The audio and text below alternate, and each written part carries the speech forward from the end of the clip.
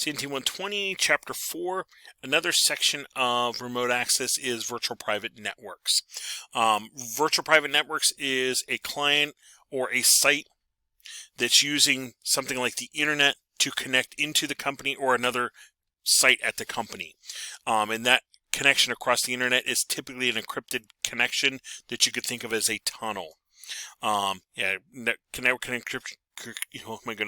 connection encrypted from end to end basically creates a private connection as if you would have an individual line connecting those two.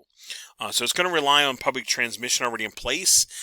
So I don't have that added expense, but I do need the equipment on each end to have that encrypted tunnel between those sites. And you can have a couple different versions of that.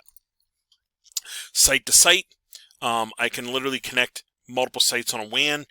Each has their own gateway, establishes the secure connection.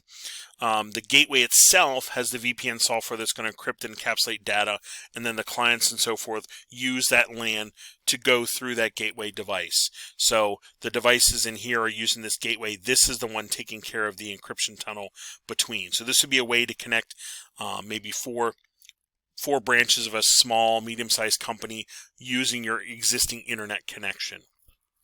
Client to site, this would be kind of like your remote worker, if you will. Remote client servers, other hosts establish tunnels with a private network through VPN gateway. The tunnel created between them encrypts and encapsulates the data. And this is the type usually associated with remote access. Each remote client must run VPN software to connect to the VPN gateway to connect to. So here you have maybe some remote workers connecting into the VPN, the company, the headquarters, the corporate, if you will, and they're connecting in using either that gateway or a VPN software on their device. And then host to host, two computers create a VPN tunnel directly between them. They both need their own software to do this. Static IP address, possibly even a dynamic DNS that keeps up to date with any IP address changes that would be occurring.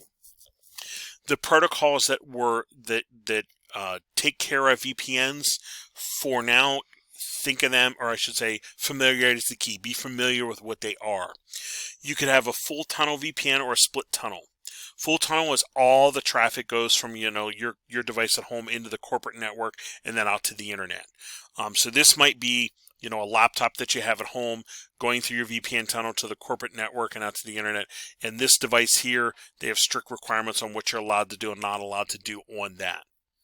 Versus a split tunnel, your internet traffic could go out through your existing internet connection to your house, and then you have a VPN tunnel to the corporate resources. Maybe the files at the corporate or the emails at the corporate, that sort of thing. That'd be your split tunnel.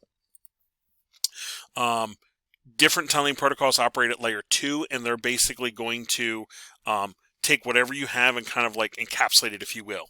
So you have your IP packet, and your original IP payload is going in here, and then we have a new IP header, an IPsec header for this.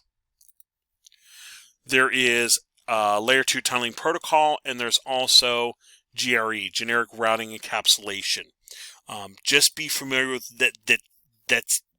That's what these are, protocols for your VPN traffic. And then also OpenVPN, open source VPN, OpenSSL, that sort of thing.